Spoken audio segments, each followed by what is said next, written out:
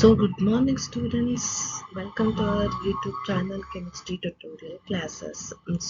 Today we are going to discuss about what the coordination compounds. So first of all, we should know what do you mean by the coordination compounds or what are coordination compounds. So the coordination compounds are those addition molecular compounds which retain their identity in solid state as well as in what dissolved state. In these compounds, the central metal atom or the ion is linked by ions or molecules with what coordinate bonds. So that means what coordination compounds are the compounds which retain their identity both in the solid state as well as in the dissolved state. So here the central metal atom is linked by the ions or the molecules with what coordinate bonds. You can take an example of potassium ferrocyanide, ferro.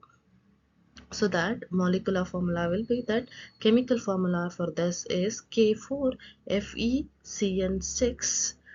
This is what an example for the coordination compounds. Likewise, we have the double salts. So double salts, these are the addition molecular compounds which are stable in the solid state but dissociated into constituent ion. They undergo dissociation into their constituent ions in what? The solution state.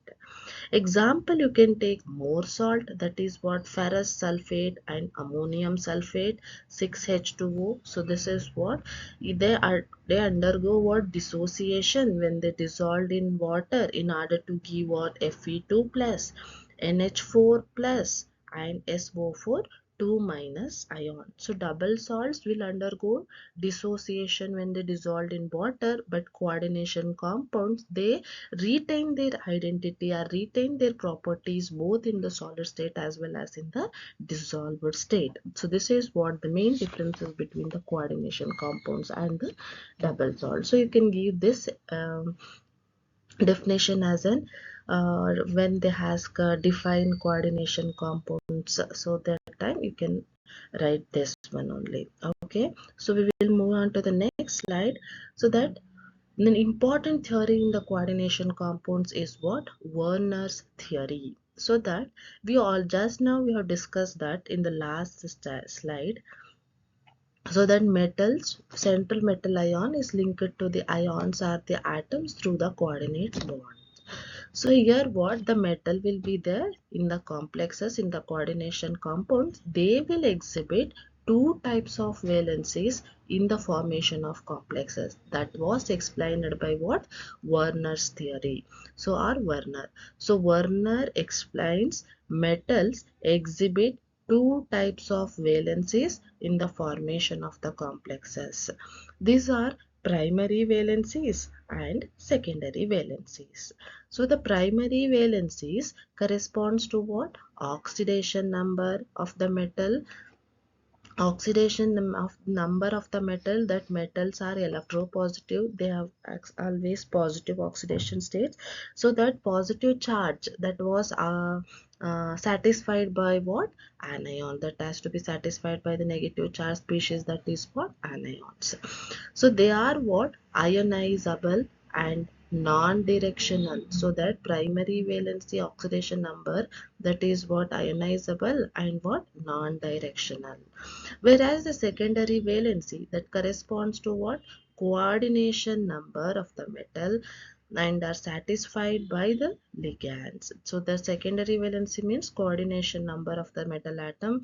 They are what? Non-ionizable and they are directional. So the primary valencies are ionizable and non-directional, whereas secondary valencies are non-ionizable and directional. Hence, the geometry is decided by these valency. So that is about what? Main Werner's theory. So that he explained about two things. One, the metal exhibit two types of valencies. One is primary valency, second one is secondary valency. So the primary valencies corresponds to the oxidation number of the metal, that is ionizable and non-directional. Second point is secondary valency, that corresponds to what? Coordination number. So coordination number is called as what? Secondary valency. So that are satisfied by the ligands and they are non-ionizable and directional.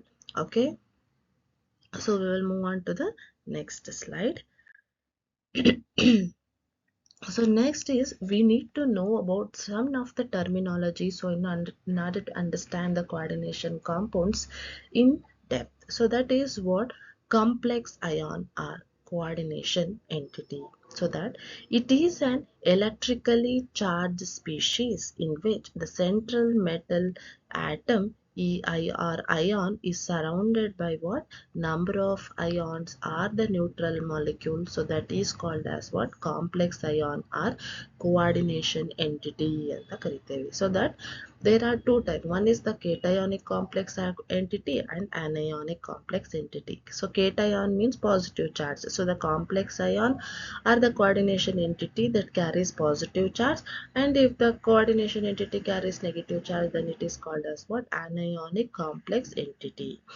So this is what here the square bracket, within the square bracket what we have written, no, the central metal atom, and these are the number of ions which are surrounded by the central metal atom. So these is called as what? These are called as what? Complex ion. So this what we have written within the bracket, or this within the square bracket, whatever we have written, the region we call it as what? Complex ion or the coordination entity. So the central atom are the ion. So the atom or ion to which a fixed number of ions or groups are bound is central metal atom or ion. So andre for any central metal atom there will be some fixed number of group they are attached. So that is called as what? Central metal atom. So here it is acting as what? Lewis acid.